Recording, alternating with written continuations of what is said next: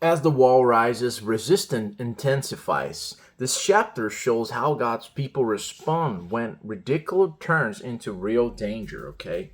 Mockery as psychological warfare. That's how the chapter started, okay? Because opponents escalate their tactics.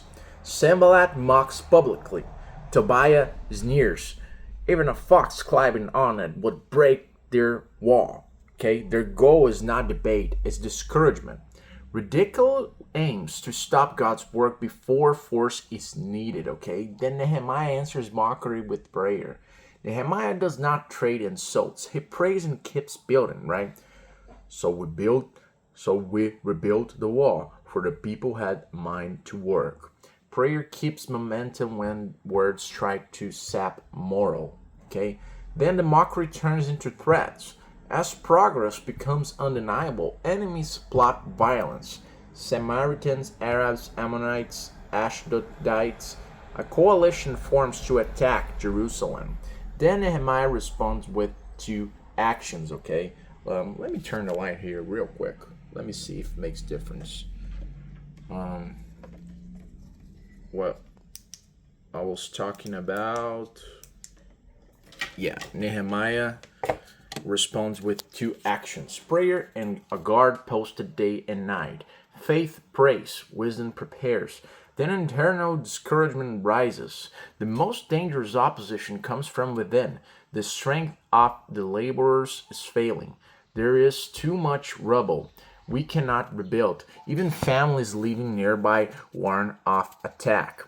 External pressures often awakens internal doubt. Okay, then a clear plan restores courage because Nehemiah stations people by families with swords, spears, and bows. He addresses them.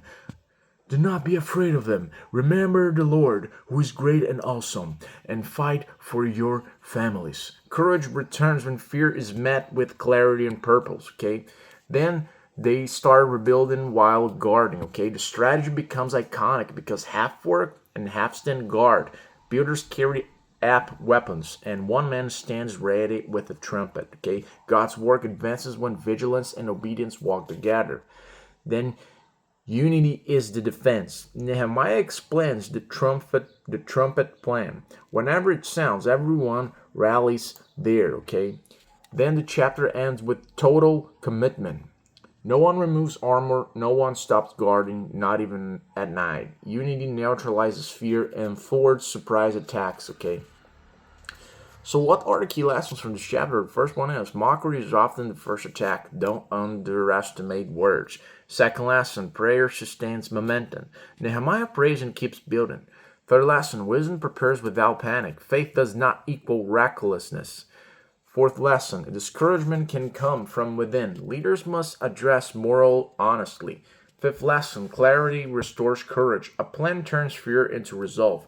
Sixth lesson, unity is a powerful defense. The trumpet plan keeps the people together. In summary, Nehemiah 4, opposition to in summary in this chapter, the opposition escalates from ridicule to real threats of violence. Nehemiah responds with prayer, practical defense, and clear leadership. When internal discouragement rises, he recenters the people on God and their families by organizing guards, arming workers, and unifying the community. The work continues, okay? The wall rises not because danger disappears, but because faith, vigilance, and unity prevail.